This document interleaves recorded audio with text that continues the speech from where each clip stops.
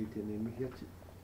Ana ko tāku ke te korero heu i tēnei rā, atu i te tekau karaka ki te paupatona o te rā.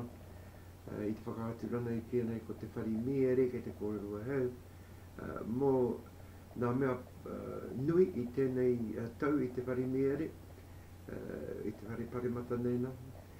Me nā mea e whainia e au hai a te rātou e tūmai. Ana ke whakaaro nia tēnā, e tika ana māku e whai a te rātou i nā mea whenā.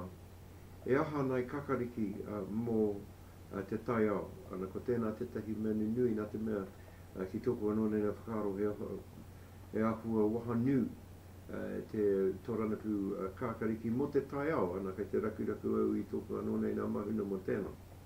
Ana kei te whakaaro hoki a heu mō etahi mea hau mai i anahinara i te tau pōtina ko repa e tika ana mā rauri kana whai tū ake ana ko tetahi mea tino pai ko tōna haere ana atu ki te tono Awherika ki hau te Awherika ana tino pai tā ana ki reira ana ko te wawata ki a whenā tonu tōna nōna hi koe.